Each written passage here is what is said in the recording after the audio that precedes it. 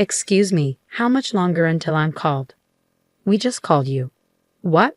I replied, startled by the receptionist's words. I hurried into the examination room, surprised to find my husband John already there. Why are you here? I asked, taken aback. John's face went pale, and he tried to rush me out of the room in a panic. But then I caught sight of an incredible scene. My name is Christy Thomas, and I'm 27 years old.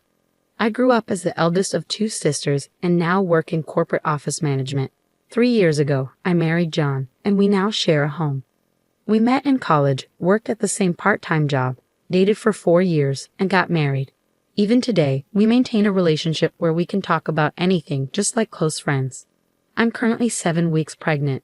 John and I wanted a child right after we got married, but it took us 2 years of fertility treatment before our dream finally became a reality. When I visited the OB-GYN alone, the gestational sac, our baby's growing space, was already visible. The ultrasound photo even showed the tiny fetus. I haven't yet told John about the pregnancy because I wanted to surprise him. After my appointment, I bought a cake and picked up ingredients for John's favorite meal at the supermarket. When I got home, I immediately began cooking. A few hours later, John walked in and greeted me with, "I'm home." His eyes widened when he saw the table set with his favorite beef stew. Wow, what's the special occasion? Everything looks amazing. I thought we should have a celebration today, I said. A party? What's the occasion? I went to the hospital today, I replied. Hospital? He asked, his brow furrowed. I handed him the ultrasound photo, and as he looked at it, his anxious expression transformed into one of astonishment. Christy, is this real? Yes, John, I said, beaming. We're going to be parents. John's face lit up with joy. We are. We really are. Yes, our baby is finally on the way, I confirmed, tears of happiness welling up in my eyes. Everything looks great, and our baby is growing steadily. John embraced me, his own eyes filled with tears. Thank you, he said over and over, a grateful smile on his face. Since that day, John has taken on more household chores to help me out. We used to share the work, but now he handles tasks like cleaning the bathroom because he doesn't want me exposed to potential hazards. He's also been managing the heavier grocery shopping, picking up large bags of rice and water. But that's not all. He's been making my prenatal appointments for me, keeping track of my schedule and setting them up online since I'm not as comfortable with internet scheduling. I've been dealing with mild morning sickness, but it hasn't been severe enough to keep me from working.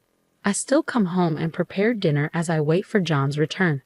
Lately, he's been working overtime frequently, usually not coming home until after 9 p.m. Tonight, though, he didn't arrive even after 10 p.m. Normally, he calls if he's going to be late, but this evening, there was no word from him. I tried calling him, but there was no response. I waited anxiously. Finally, just past 11 p.m., I heard the front door open.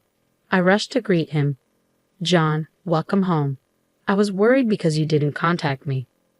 Sorry, something unexpected came up, he said. But you weren't supposed to have overtime tonight. Did something happen? I asked. No, just some unplanned work, he replied, avoiding my gaze. His evasiveness unsettled me, so I pressed further. John, are you hiding something? What? No, I'm not hiding anything. Then why won't you look me in the eye? If there's nothing to hide, you should be able to tell me where you were and what you were doing, right? I told you, I got caught up with some unexpected work, he said, sounding defensive. A junior made a mistake, and I had to step in and handle it. Even so, couldn't you have sent me a message like you usually do? I texted you several times and even called. John, normally so composed, raised his voice at me, his expression one of frustration. This was the first time I'd seen him like this, and it startled me. He continued, his breathing heavy. After working late and then coming home to be doubted. What nerve? Is it entertaining for you to make a fool out of me? John, what are you talking about? I'm not making a fool out of you. I'm just asking why you were late. I told you it was because of overtime. What more do you want? John snapped. It's not about what I want or don't want. You didn't let me know you were going to be late as you usually do. It felt strange. Enough. You're being so stubborn. Is it because of your pregnancy that you're imagining things? He shot back. What? I replied, shocked by his accusation. Listen, Christy, when you give birth, you won't be able to work. So who do you think will support us? Me, right? John continued, his tone dismissive. If you want me to provide for us, stop interfering with my work. He left abruptly, tossing his suit jacket aside and heading straight for the bathroom. After his bath, he shut himself in our bedroom. I stared at the untouched dinner I had prepared, an overwhelming mix of emotions washing over me. Why would he say such hurtful things? All I did was express concern that something felt off, yet he called it delusional. From that day on, John treated me coldly. It became a regular occurrence for him to come home in the early hours of the morning, while his usual 9 p.m. arrivals grew rare. Amid all this uncertainty, my pregnancy progressed. John, who had once been a helpful and supportive partner, now did no household chores, leaving everything to me. The burden of managing the house while trying not to strain my body began to take its toll on me. Eventually, the pressure of handling everything alone became too much to bear. I called my younger sister Karen. Hey, Karen. Hey, sis. It's been a while. What's going on? I had a bit of a disagreement with John. Really? You two are just like the saying, the more you argue, the better you get along, aren't you? My sister Karen is 3 years younger than me and works in the fashion industry. We've always been incredibly close and have been described as two peas in a pod. During my dating days with John, she was my go-to for advice, and she's an irreplaceable part of my life. That day, she listened to me vent for almost an hour. Talking to her eased my mind a little. I was in the 17th week of my pregnancy, and my belly was starting to show. Feeling stable and healthy, I returned to work as usual after my lunch break. But just as I was about to begin my afternoon tasks, something unexpected happened. I felt a sudden, unfamiliar twinge in my belly. The discomfort lingered, and my thoughts immediately turned to the safety of my child. Anxious, I left work early and rushed to the women's clinic I usually visit. Normally, John would handle making appointments for me, but today was unexpected, so I didn't have one scheduled. It seemed I might have to wait a while for a checkup, but the thought of going home in this state made me uneasy. Prepared for a long wait, I explained the situation to the receptionist. Excuse me, I'm Christy Thomas. I've been experiencing some mild abdominal pain for a while now. Please wait a moment, Ms. Thomas. I don't have an appointment today because this was sudden. Let me check.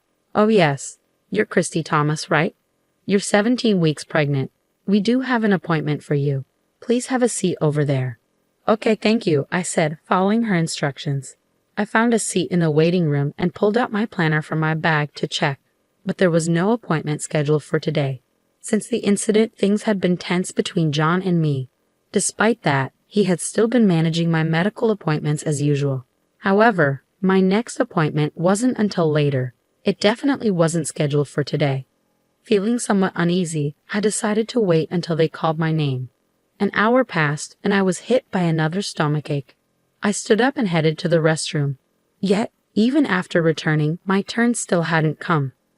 For a busy clinic, I should have been called by now.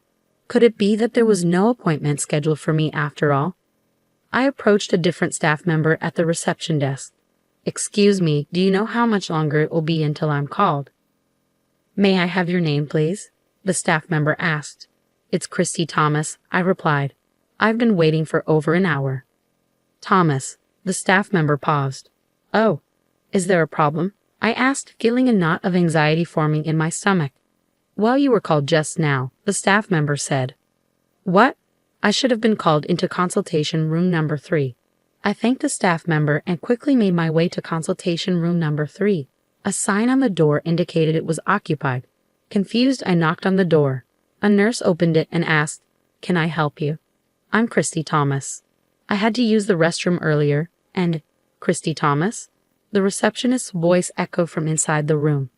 I had already been called, but the sign on the door said, "In consultation," so I assumed someone else had entered. Wait, you're Christy Thomas? The nurse asked, looking puzzled. But there's already someone in the room with that name. What? I exclaimed. Nothing about the situation made sense. Determined to find out what was going on, I pushed past the nurse and entered the examination room. What I saw next was beyond belief. My husband, John, was standing there. Why are you here? I asked, shocked.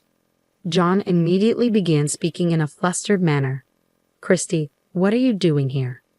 "That was going to be my question. Why are you here?" I retorted. "Well, he stammered. "Did you make this appointment under my name?" "Why?" "Just leave for now," John said, trying to push me out of the room. Given the bizarre situation, I couldn't back down. "Explain this to me, John. Why are you here right now?" "I'll explain later," he pleaded. "Just go for now." "No, I want an explanation now. I can't just walk away from this," I insisted. As I argued with John, the doctor, who had apparently just returned from an internal exam, came back looking puzzled. "Wait, Christy," the doctor said, his eyes widening in confusion. "What are you doing here?" "I just got here," I replied. "Then who did I just examine?" the doctor asked. As the doctor spoke, the door to the examination room opened and my sister Karen emerged. "Karen?" I gasped, stunned. I was utterly bewildered by what was happening. Why was Karen here? "Oh well," Karen stammered. Her hesitation only fueled my growing frustration. "Why is the appointment under my name, and why did you just leave the examination room?" The doctor, who had been observing the scene, stepped in. "Mrs. Thomas, I apologize for the mix-up. She was wearing a mask, so I couldn't tell, but I thought it was strange when the baby seemed too small for 17 weeks of pregnancy." It was no wonder the doctor had mistaken Karen for me. We looked so much alike, and the mask made it even harder to tell us apart. "Doctor, the woman you just examined is my sister, and the man over there is my husband," I explained. "What? So you mean the father of the baby I just examined is?" The doctor's sharp gaze shifted to John, whose face had gone pale. In that moment, I finally pieced everything together. "John, Karen, I need an explanation from the beginning." Whether they had resigned themselves to the situation or not, they slowly began to speak. According to them, they had been in a relationship for about a year. While I was struggling to conceive and undergoing fertility treatment, they said they succumbed to temptation. When my pregnancy was confirmed, they were initially happy for me. But shortly after, Karen's pregnancy was also confirmed. Karen asked John to accompany her to the hospital because she was nervous. In his typical carelessness, John mistakenly booked the appointment under my name. He realized the mix-up just before they arrived at the hospital and, panicking, pretended to have forgotten the insurance card and completed the check-in under my account. While I was in the restroom, there was a shift change at the front desk. Karen must have seized the opportunity to slip into the examination room without crossing paths with me. Initially, the doctor didn't realize it was Karen since she was wearing a mask. However, during the examination, it became evident that she wasn't me. As the doctor puzzled over this, I arrived at the examination room. After regaining my composure, I underwent my own checkup. The abdominal pain was diagnosed as transient, and there were no issues with my baby. I gathered my husband and sister and headed straight for our parents' house. I also contacted John's parents and asked them to join us. Once everyone was assembled, I explained the entire situation. "Of course, you're going to take responsibility, right?" I asked, directing my question at my husband. "Responsibility? Of course I will continue to be with you, Christy," he replied. "Huh? What are you talking about? We're obviously getting a divorce," I interjected. "But you just mentioned responsibility," he countered. "The responsibility I'm talking about is alimony. I'm going to make sure you both pay for what you've done," I declared, feeling a surge of anger. "What? Wait a minute. I never intended to get a divorce," my husband protested. His words ignited fury in my sister, who was standing nearby. "You said you loved me more. Was that all a lie?" Karen grabbed my husband's collar, and they began to argue. Their loud quarrel pushed my anger to its peak.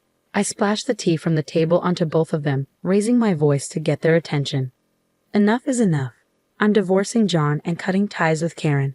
You two just need to pay the alimony without argument." "Wait, Christy, I love you." John tried to intervene. "Christy, I'm your sister. Don't talk about alimony," Karen protested. "Both of you stop. You're only saying what suits you. How far do you plan to humiliate me?" "I'll collect the alimony by any means necessary, even if it means sending you two to hell. If you understand, get out of my sight, you scoundrels." At my outburst, they both fell to their knees, pleading for forgiveness. "Please forgive me, Christy," John begged. "I also beg you," Karen added. But it was too late. Their actions were unforgivable, and I had no intention of pardoning them. After that, my husband and I divorced as expected. I blocked Karen's contact information and severed all ties with them. They were disowned by their families and forced to fend for themselves. John's affair became known at his workplace, and he faced cold stares from his colleagues. Unable to endure the hostile atmosphere, he started skipping work without notice and was eventually fired. Karen, suffering from severe morning sickness, had already quit her job. Now both were unemployed, and their relationship grew increasingly toxic, filled with curses and misery. They lived together but never married. It's clear they won't support each other as a married couple in the future. As for me, I moved back to my parents' house and embraced a new life as a single expectant mother. I switched to remote work and am now waiting anxiously for the birth of my child. Though I fear raising my child without a father, I am determined to pour all my love into my child and raise them the best way I can.